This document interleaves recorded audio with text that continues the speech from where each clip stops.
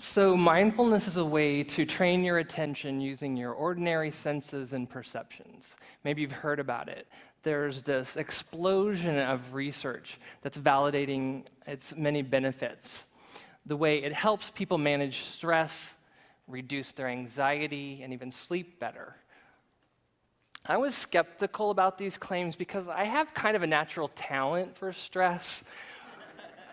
One time I was stressed out on vacation after a massage at a hot spring spa resort, and I kept thinking how I wanted to take a picture of this place because it would help me relax when I got back to the job I was dreading returning to. So that gives you an idea of what I was up against, but I decided I'm going to give this mindfulness a try. So I've been practicing every day for 13 years. And I noticed that it started to quietly transform the way I was living my life. When I stopped trying to get the outcomes I was hoping for, and instead put my attention on doing the exercises required to get there. It reminded me what I already knew about physical fitness. If you take the stairs and you notice your heart starts to beat faster, maybe your legs start to burn, you don't say to yourself, oh, I must be taking the stairs wrong, right? You say, this is what taking the stairs feels like. And if we always take the elevator in order to save time and avoid discomfort, we just miss opportunities for developing our physical health. And it's the same thing. It works the same way. So many people try mindfulness, and they're convinced they're doing it wrong, so they give up. And they miss an opportunity to change their relationship with discomfort. And if you expect your everyday life to be free of discomfort and confusion, you're going to spend all your energy worrying, trying not to feel what you feel, and saying, this messy life is not my real life. So what keeps us holding out for these perfect, comfortable lives that we imagine? And how can training your attention help address these habits? There's an underlying story problem built into the way we relate to our lives. It feels like I'm a character navigating all these challenges in order to get somewhere. And this narrative structure is incredibly useful. It helps me decide what's important. It makes it possible to work towards and achieve goals. But there's a problem.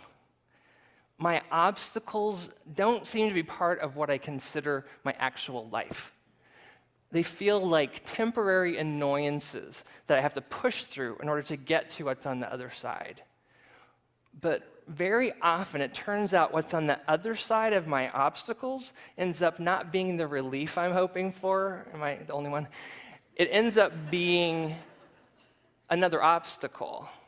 And I have a spoiler alert here. This pattern keeps repeating and repeating, and we end up habitually waiting for what's ever happening to pass. And this dilemma scales all the way down to the moment-by-moment experience. All these little looping stories of waking up on time and trying to get to work and going to meeting and dealing with difficult people, deciding what to eat. And maybe the best we can do is sometimes comfort ourselves with the idea of evenings and weekends and vacations, right? But it's at this moment-by-moment scale where the work of mindfulness occurs. All these little places where we distract ourselves and go on to autopilot. But mindfulness isn't a solution to your story problem. So don't cancel your therapy appointment. It's not a narrative solution at all. It's actually a solution for the problem of living within these narrative constraints. And any time that you habitually check out starts to become an opportunity for checking in. So let me give you a little exercise that you can use in any situation. All you have to do is pause to notice some sensory detail of your current experience. Let's give this a quick spin. For just a few seconds, what's it like to see? It's easy. What's it like to hear? What's it like to notice some sensation in your body? So that's probably the shortest exercise workout I've ever led, but what I'm hoping you'll do is compare it to what you already know about physical fitness. One push-up's not very impressive. It seems kind of trivial, but we know that if we make a habit and we do several push-ups a day, over weeks we're going to start noticing more strength in our upper body. So instead of trying to be mindful, what if you tried to notice what's happening?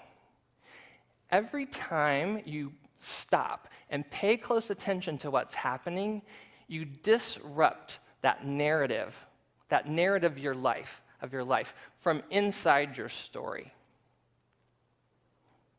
Instead of trying to live in the moment, what if you just started to sneak this kind of noticing into your routine? When you take a shower, what would it be like to actually feel the water hitting your body or smell the shampoo? What would it be like to taste your coffee? What if you notice what it looks like to see the screen in your hand and once in a while look up and see what's right in front of you, right? Any activity that doesn't require much thinking will work for this. And it turns out there's a lot more of them than you realize once you start looking. And nobody needs to know that you're doing this. In fact, I recommend you kind of keep it to yourself. I've kind of learned from experience that nobody wants to hear about the relaxation you're savoring in your legs during a meeting.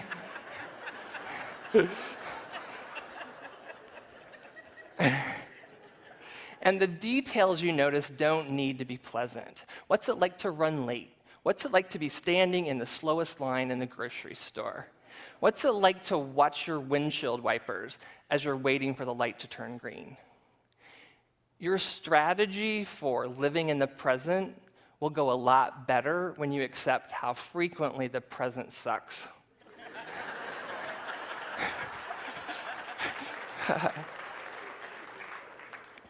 So I've been describing a way to pay attention in the midst of ordinary life. But there's also a formal version of the practice you might be familiar where you pick something to notice over and over again for a set amount of time. So maybe 10 or 15 minutes, you notice what it feels like to breathe. You might notice what it's like to hear sounds around you.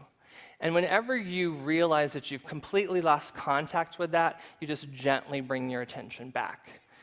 This timed practice is what everybody thinks is the only thing that counts. And I want to challenge this assumption. The timed practice is intended, it's like going to the gym. It supports your ability to be attentive throughout the rest of the day.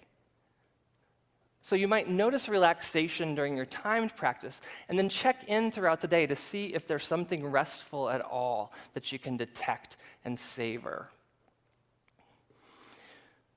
So one time I was teaching a class, and it wasn't a mindfulness class, but it was the first night. I get a phone call, and I had the start time wrong, so I was late, and I didn't realize it. There's a classroom full of people waiting across town for me.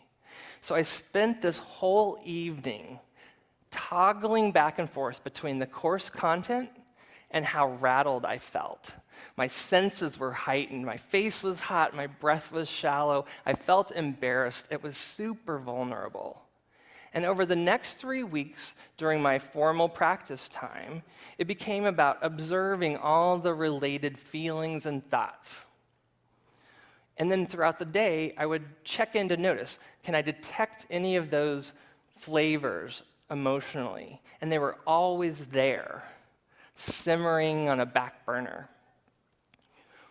And I think people would be surprised to know that if you saw me sitting every morning for those 3 weeks, you would say, oh, he looks so relaxed.